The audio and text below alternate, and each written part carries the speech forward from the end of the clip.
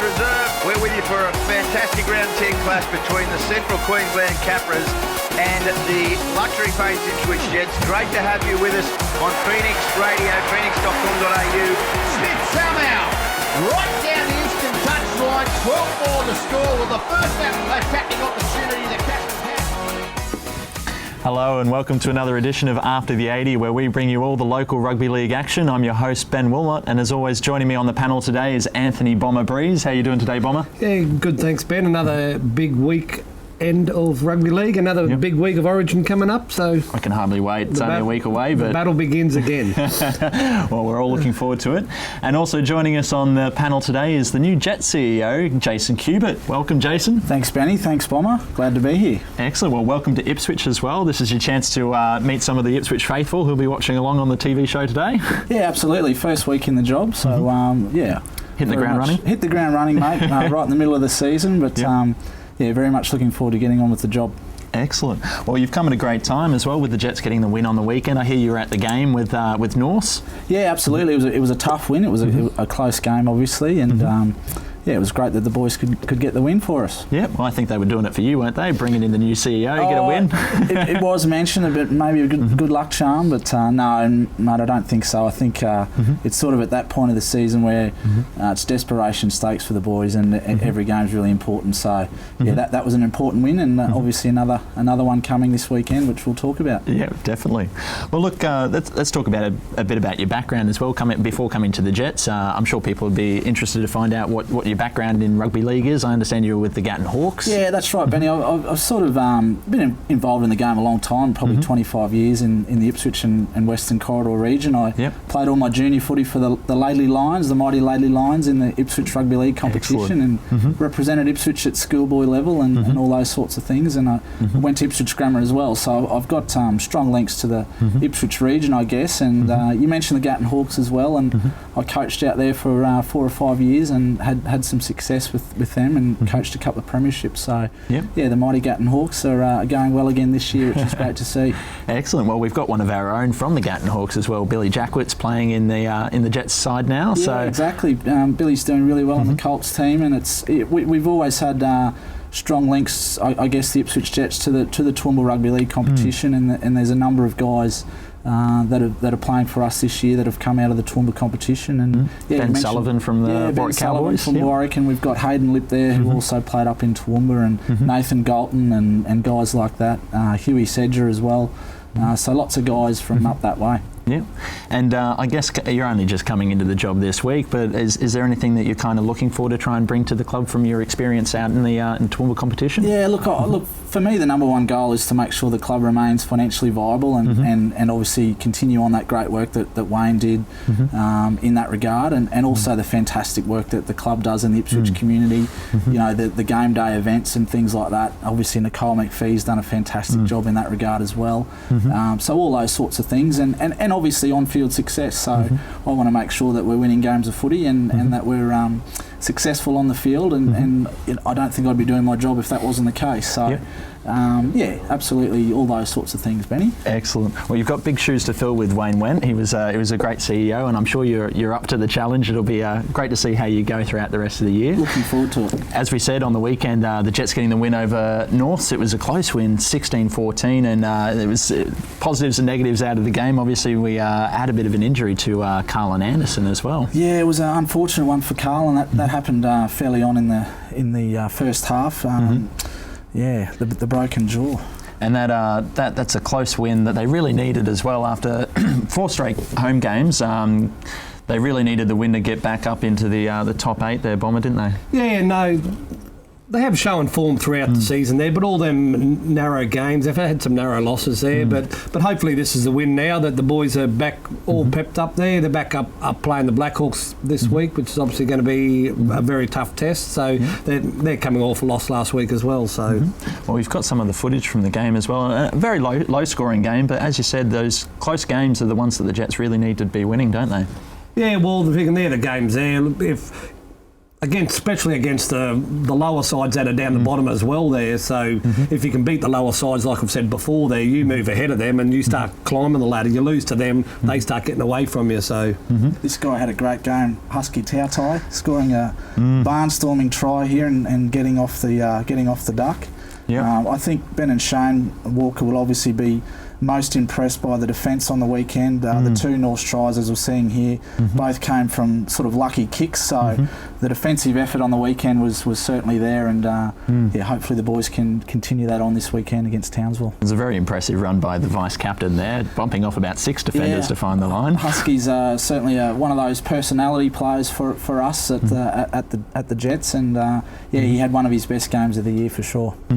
Well, I think we've actually got an image of Carlin Anderson's X-ray from after the game as well, and I think you said when it happened it was a bit of an innocuous hit, but as you can see with the break there, and sorry, I probably should have put a warning to the viewers that was going to be a bit of a graphic image to come up, but how's the response been for Carlin after this? Look, he's doing okay. He's obviously out of hospital now and back home, but as you said, it was a fairly innocuous sort of a hit during the game. I think the North halfback grubbered one through and sort of regathered, and just as he picked it up, Carlin sort of went in for the tackle and just collected his shoulder. So thankfully the Broncos doctor was on hand after the game. The Broncos under-20s played against Canberra in the game before us on the weekend, so he was there to take really good care of Carlin, and the ambulance came very quickly as well. So he was in good care, and he's been operated on now and is at home recovering, and we wish him all the very best. Definitely. Well, it's going to be hard for the Jets as well. That's their second star fullback going down in the same season. It's not ideal at all. Obviously losing Marmon earlier on in the season, and now Carlin, two of our strike weapons, I guess. But that's footy, and we've just got to get on with the job. And the guys who are selected there, I'm sure, will do their very, very best. Well, we've got the QRL ladder now, and as we see, we've got in the top 8, Townsville, Burleigh, Redcliffe and PNG all fighting very closely there, with East not far off behind as well. And unfortunately, the Jets are on the second page here, but they're not too far off in terms of points. No, well, like you said, another win there takes them up to 12 points there, and all these bottom teams are playing top teams this week, so a win could potentially push them up towards 9th position there. And they do have a bye in hand as well, which doesn't show in the points at the moment. Yeah, well, them buys, much like the NRL, they put the buys on there. I don't know why they even do there. It just makes the ladder a little bit skew-whiff for a while there until everybody eventually catches up. So. Well, we also had some great games in the IRL on the weekend as well. We were out at the Goodna-Fassifern 1 versus 2 game on the weekend, which was an exciting game that went right down to the wire as well. West End hosting North and getting the win, and Brothers back in action. Yeah, well, I was at the West End game Saturday night there. They hit a bit of form there against a North side which is down on troops in the forward pack, and obviously you said Brothers who can hit form out there against there, and then the game of the weekend, the Goodna-Fassifern game which we were at there, it was a brilliant game, and could have easily been a draw if Ray had pinned his ears back and went for the corner, but he passed, and unfortunately. It would have been, how many draws have we had in the IRL so far this season? It's been crazy already. Yeah, so just goes to show how close the competition is. So, and with the ladder at the moment as well, with the IRL, it shows just how close the teams are at the moment as well in terms of points. Well, if you have a look at the ladder there, there's a fight on for second position, then there's a fight on for that 4th position. You've got Brothers, West End, North, all within 1 point of each other, but only one team can make that spot. So. It'll be interesting. The second half of the season's really going to define those top 4, isn't it? And Goodna aren't looking like they're going to slow down either, which is fantastic. No, well, they've had some injuries there. Yeah. They've got Zach Lemberg and a couple gone for the season there, but their backups have come in and they're doing the job, and they're right up there. Well, that's all we have time for the first segment, but please stay with us after the break. We're going to be taking a look at the State of Origin team lists that were announced this week for Game 2. We'll also preview the upcoming rounds of the QRL and the catch-up games of the IRL. All that and more here on After the 80.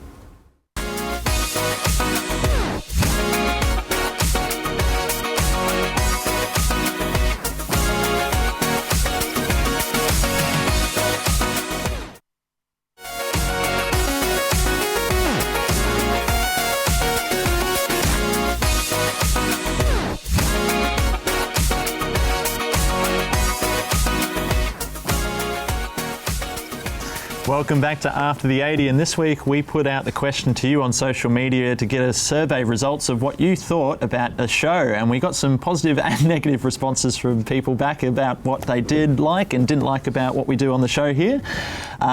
We have discovered that a lot of people we've got a bit of a split audience on both 31 Digital and YouTube. For anyone who doesn't know, after the show goes live on 31 Digital, we put it up onto our YouTube account so you can watch it at any time.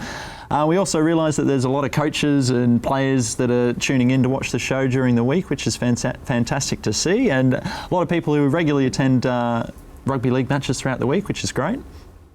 Yeah, also, Ben, you can see some feedback on yourself there. Too young, get old. I don't know what that means, and I don't know what I can do about that, Bomber. Yeah. I'm trying my hardest, but time is kind of my limitation there.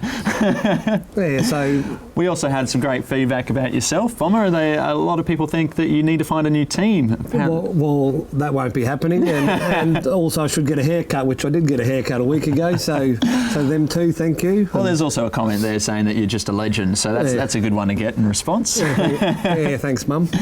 But probably the biggest feedback is that people would like to see a bit more game footage and chat about the IRL, and that's something that we'd love to cover a bit more. So we are going to be trying to put a bit more effort into trying to get some game footage from the weekly games of the IRL and try and feature a bit more of the players that are playing in the local competition here.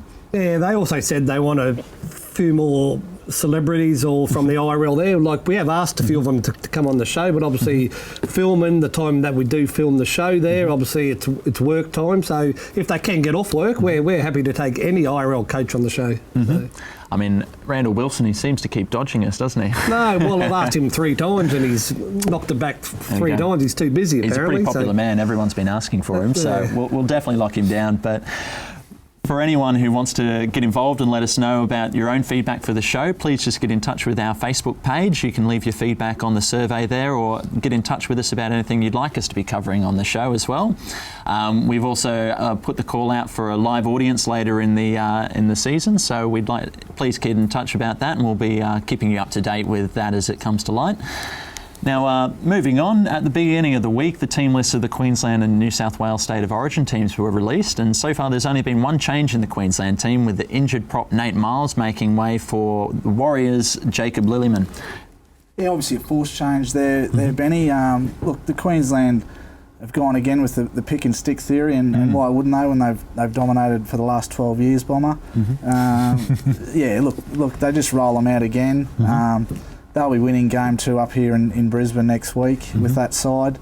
Probably the only talking point is whether Josh Maguire or Lillyman starts. I think most people would think that Maguire will be there for the early fire and the early exchanges, the early exchanges, and I'm sure he'll be right in the thick of it. What does that say about Queensland, I guess, when you've got a player like Nate Miles going out with an injury and you pull in a guy who's played all 3 games of the series last year? Yeah, obviously, Jacob Lillyman's an extremely experienced campaigner, and I heard, I think it might have been Cooper Cronk say that he probably had his best game of State of Origin in Game 3 last year, and then wasn't selected for Game 1. So, obviously to have a guy like that coming in the team, Queensland know he can do the job, and I'm sure he will. Well, he's a veteran of over 200 NRL games as well, so he's got a fair bit of experience under his belt already, doesn't he? Yeah, absolutely. You need those kind of players that are ready to play on the big stage, don't you, for that kind of contest? Yeah, absolutely. And I think the other person that New South Wales are already talking about is Darius Boyd. We see him setting up here the only Queensland try from Game 1, and for me, he was the best player on the field in Game 1. I know they gave man of the match to Matt Gillette, but Darius was the best player on the field and had a fantastic game. Yep. Well, it was also great to see him in great form for the Broncos on the weekend as well. But moving on to the New South Wales side, and there's not been too many changes to the Blues as well, with the only issue that is clouding the Blues selection at the moment is the potential suspension of Wade Graham for a careless high tackle on Jonathan Thurston on Monday night, and a couple of decisions to be made by Laurie Daly depending on whether or not he gets passed on his suspension or not, with Tyson Frizzell and Bryce Cartwright also in the mix to take that spot on the wing. Yeah, well, like Kevy there, Laurie stayed loyal after game one. It was only a 2-point loss, so obviously he thought that panic stations. We weren't too far away from it there. Obviously, it's going to be a drier track up here, and a bit more of a boisterous Queensland crowd as well. Yeah, so I've been to a lot of games at Lang Park here. Obviously, that's the incident there. So so when you're going to play your first game, that's obviously you don't want that hanging over you. So. It would be a shame to see him rubbed out because of that, looking to make his debut for New South Wales. It's stepping up to that level is something a player's always going to be aiming for it throughout their career, isn't it? Yeah, well, obviously your first game there, like there's been 16 players in the Origin that have missed an Origin through a suspension. So, but obviously your first Origin, like this may be his only chance. If he misses this one there, he's not picked in there, that's it. Maybe his Origin experience could be over. I guess the other talking point out of the New South Wales side as well is Matt Moylan keeping his spot at fullback when Tedesco is just in such fantastic form. Yeah, I guess Matt Moylan's obviously a player that they see being there in the future for New South Wales. Obviously Tedesco, you mentioned there. I thought they might have gone that way. He has been a little bit injured this season though, so I can understand why they stuck with Matt Moylan. He probably didn't have his best game in game one, but he's a player that Queensland will have to watch very much in the future. I rate him very highly, and he's someone that even gets mentioned in the same sentence as Darren Lockyer, so that's obviously a massive rap for him around rugby league circles. So. And someone who could be making the swap to the centres later in life as well. Yeah, maybe, or into the halves or into 5'8", as Lockyer did later in his career. So, he'll be one to watch. I think Queensland will be too strong up here, regardless of who New South Wales turn out. Sorry, Bomber. Well, if you open up both your eyes, you'll... One-eyed Queenslanders. I'm just going by the last 10 years, mate. That's it. Well, it seems like Laurie Bailey's got a bit of a problem with too many options at fullback with Dugan, Moylan and Tedesco, all in great form for their respective clubs, and you just can't select them all, unfortunately. No, I mean, you've got to leave someone out, and that's the way Laurie's gone, and it's probably a good theory in a way to get those combinations happening for New South Wales, and hopefully they can be a bit more competitive. Well, I know all three of us are going to be there at Suncorp Stadium next week to watch the game, so I thought I'd ask you what your thoughts, predictions are for a scoreline. Bomber, are you predicting a New South Wales comeback for Game 2? Oh, of course. Of course. I don't care whether it's just 1 point. You're going to take a North Queensland approach, are you? I just hope JT's not kicking the field goal. It wouldn't be the first time. No. Well, they've never really won the second game up in Suncorp after losing the opener in Sydney, so it would be a first for them. And do you think they've got the team to do it? It's a huge challenge for New South Wales there. Like, realistically, Queensland are the favourites, and they deserve to be the favourites. The side they've got there, form's on the board. They play well up here, so it all points to a Queensland victory. But and speaking of a Queensland victory, Jason, what do you think the difference is going to be? Well, it won't be as dominant as it was last time at Suncorp Stadium, which of course was 52-6 to Queensland. I think it'll be around about 22-12, something like that. I can't see New South Wales scoring any more than 2 tries. I just don't see where their points are going to come from. I think it'll definitely be on Matt Moylan if they're going to be making points from the back line. His starting runs can be quite... I mean, he's the one that needs to spark them. Adam Reynolds in the halves, great kicking game, fair enough defender for a halfback, but I just don't see him dominating a game the way that the Queensland halves can. Well, we'll all be watching closely. It's going to be a great game, and I can't wait to get down to Suncorp Stadium and watch it. I'm predicting a Queensland win as well. I'm predicting an 8-point win to Queensland, 22-14 win. I'm going to go with that. I'm going to stick with that. You can lock that in. But we'll find out next week when it all goes down. But at the moment, don't go away. After the break, we're going to be previewing all the action to come this weekend in the Intrust Super Cup and the catch-up games for the IRL here on After the 80.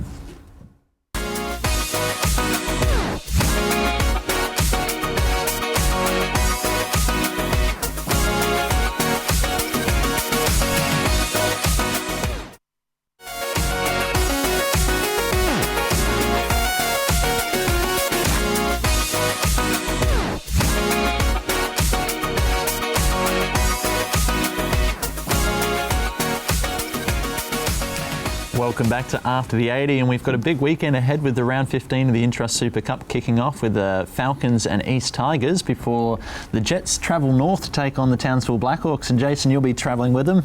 Yeah, we head up there early Saturday morning, Benny, for the 4 o'clock game against the Blackhawks up there. So it'll be a very tough road trip. And the Jets might be a man down with Cullen Anderson out, but the Blackhawks have had a recent inclusion of Matty Bowen. Looking forward to seeing him in action. Yeah, absolutely. And Matty's played the last 3 games for the Blackhawks, and it'll be interesting to see how they use him. I watched a bit of the TV game, and he's been defending up in the front line, kind of playing in the halves like an extra halfback. So. Our guys will have to be on their toes against Matty Bowen this weekend. He's definitely been keeping fit as well.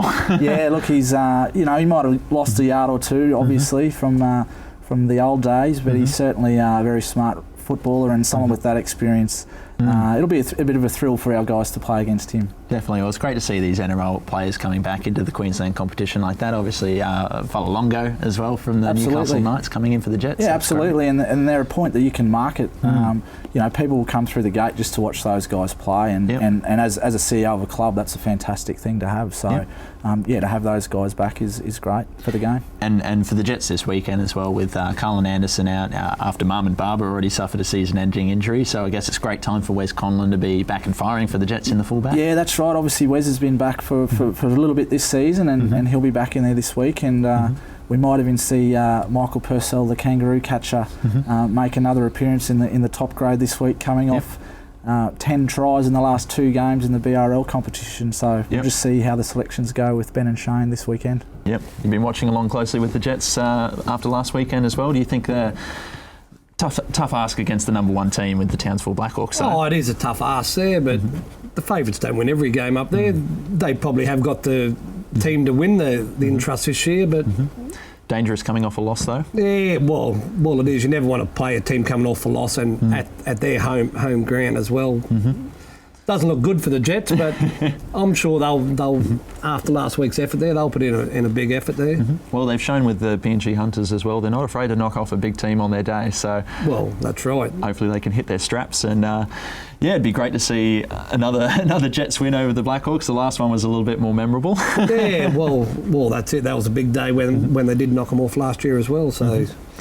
Well, in local rugby league news, we've got the IRL catch-up rounds that were making up for the rained-out matches from a week ago with the Ipswich Cup on Saturday. So we've got 2 games with Norths hosting Brothers and West End hosting Goodna, both on Friday night, and a great chance to catch some Friday night football in Ipswich. Well, obviously because of the Ipswich Cup this week, it's a bye round, but obviously the rained-out fixtures there, which were the local ones there, they are getting replayed this week. So Friday night football for the Ipswich Cup's probably a good thing. Get it there, have a beer and all that there, and these teams all need the 3 points as well. So it's the 3 bottom teams all playing. So I think the coaches will be looking at any late scratchings from any of their players pretty closely, getting prepared for the Ipswich Cup. Well, they wanted to play Friday night. We could have played it Sunday, but I'm not sure. I'm not sure they want to play Sunday after an Ipswich Cup. So probably a good decision. Yep. We have played it before, and there's been a lot of scratchings, and so. Well, it'll be an interesting matchup with Norths and Brothers. Obviously, their second grand final rematch after playing each other in the first round at North Ipswich Reserve there. So a good chance, after Brothers hitting their straps last week, Norths are going to be in for a bit of a battle at home. Yeah, well, Norths are not in the best of form, so... They did have a draw with Brothers in the season opener, so that means that the game's going to be a good game. Norths are down in the forwards there a little bit, so but Brothers obviously hitting straps last week there. You'd expect Brothers to beat them, but... Well, with all grades in action as well, it'd be a great chance for all the Norths fans and Brothers fans to get down there and enjoy a whole afternoon and night of rugby league. So hopefully we get a good turnout down there. Yeah, there's a reserve grade of 19s game on at North and a reserve grade game on at West End too. So sometimes they can be just as exciting as the A grade games as well, can't they? Yeah. Well, that's it. The boys just want to play football. So. Excellent. Well, hopefully we get a big turnout on Friday night for the IRL. That's all we have time for today, and I'd like to thank Jason Cubit for coming on board to the panel and meeting Ipswich. Absolutely. Happy to be here, and I'm happy to come back. Great to have you here, mate. And don't forget to have your say on our Facebook page as well, and take part in our survey on facebook.com after the 80 TV, our Facebook page.